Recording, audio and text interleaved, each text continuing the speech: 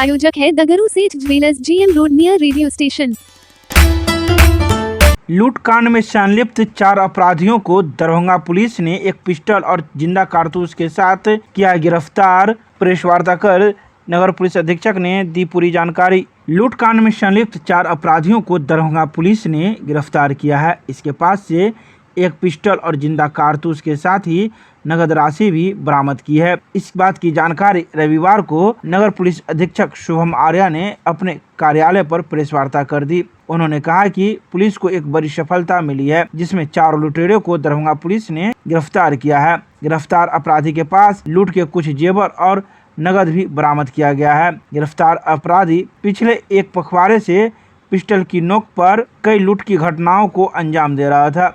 लगातार दरभंगा में अपराध की घटना बढ़ने के कारण न सिर्फ शहरवासियों का अमन चैन छिन गया था, बल्कि पुलिस की नींद भी उड़ गई थी।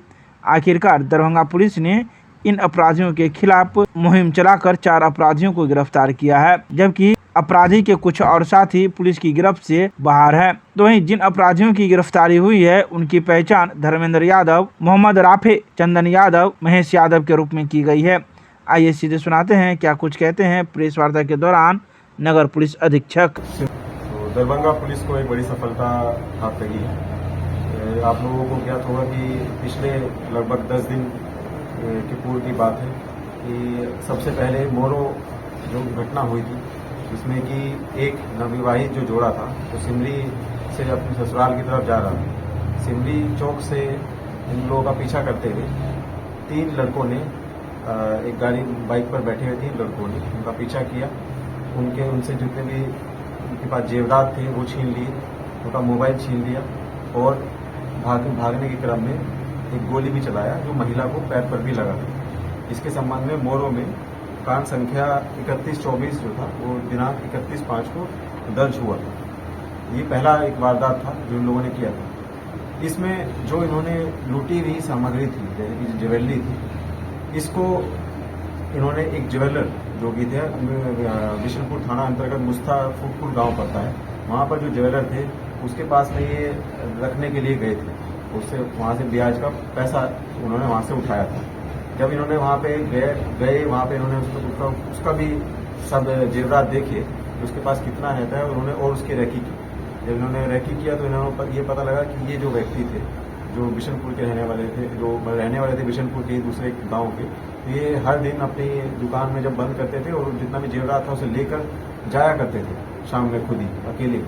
तो इन्होंने उनका रैकी किया और अगर 2 दिन के उपरांत में दिनांक 31/5 को इन्होंने उनके साथ में घटना करी थी। तो बिशनपुर में थाना कांड संख्या 6124 जो इस मामले में दर्ज है, उसमें इन्होंने लगभग 4 किलो चांदी एवं लगभग 100 से 200 ग्राम जो सोना था इन्होंने उनसे लूटा था।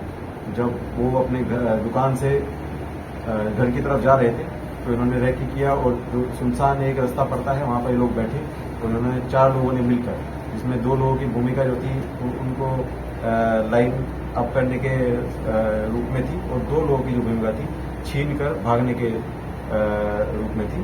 तो उसमें 2 लोगों को जो इसका नाम था महेश यादव और चंदन यादव, इन लोगों ने इनकी भूमिका छीनने में थी।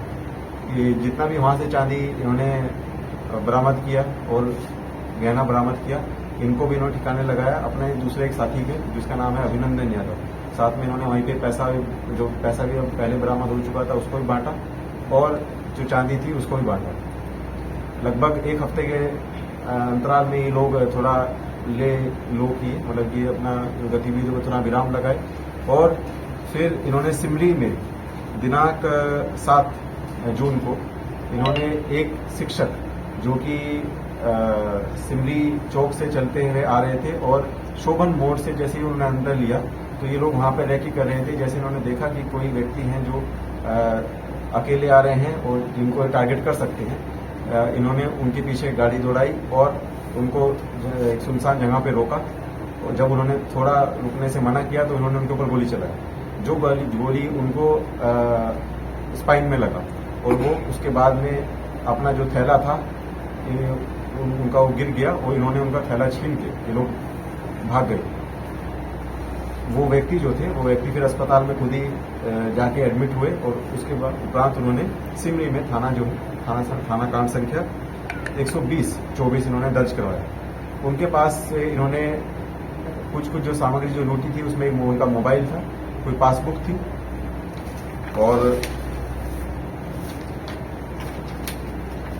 उनके पास में जो सब्जियां भी थी वो भी इन्होंने लूट ली थी, दूध वगैरह भी था, जो भी इन्हें मिला वही इन्होंने उनके पास से बरामद करके लूट लिया।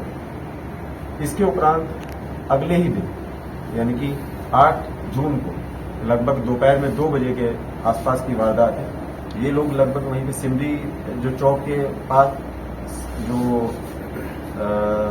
सिमरी चौक से लेकर शोभन मोड़ तक में जो रास्ता है, ये लोग वहां पे रेकी करते हैं और देखते हैं कि कौन व्यक्ति जो है जो इजीली टारगेट हो सकते हैं, उन व्यक्तियों पर ये निगरानी रखते हैं। और इन्होंने ऐसे ही एक ग्रुप को देखा जो कि बाइक पर जा रहा था, जिसमें कि एक व्यक्ति जो थे, जो पुरुष जो थे वो गाड़ी चला रहे थे और 2 महिलाएं पीछे बैठी थी। शोभन मोड़ से जब वो जैसे ही वो अंदर गए तो ये लोग वहां पर पहले से ही घात बनाए बैठे थे और चौक पर ये जो एक होटल है लाइट होटल में वहां पे बैठे हुए थे। वहां से जैसे ही इन्होंने देखा कि वो ग्रुप आगे बढ़ गया है, उन्होंने अपनी गाड़ी से उनका पीछा किया, वहां पर उन्हें रोका और उनके पास से जो एक महिला जो थी, दोनों महिलाओं से जो गहना था उन्होंने गहना लूटा और जब उन्होंने विरोध किया, जो पुरुष थे, जो चालक थे, जब उन्होंने विरोध किया तो उनके पैर पे इन्होंने गोली मारी। गोली मारने की बात इन्होंने सभी लोगों ने स्वीकारी है। इन्होंने 3 घटनाओं में गोली मारी है, जिसमें कि वो गोली लगी है विक्टिम को। सर, ये 3 घटना में दोनों शामिल है या एक ही मतलब? टोटल इनके गैंग में अभी तक 7 लोग आइडेंटिफाई हुए हैं, जिसमें कि 4 लोगों को हमने आज हिरासत में लिया हुआ है। बाकी 3 जो लोग हैं उनका नाम है अभिनंदन यादव, गोलू उर्फ रजन साहनी एवं तीसरे व्यक्ति हैं जो दुलारे, वो अभी भी फरार चल रहे हैं।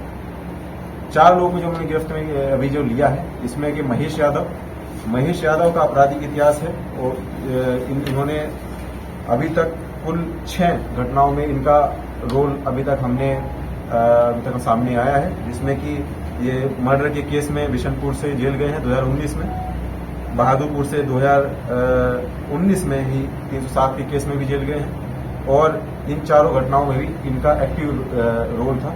इसमें अभिनंदन यादव जो है उनके घर पे लोग प्लान बनाते थे और महेश यादव जो थे उनकी एक्टिव भूमिका थी सभी कांडों में।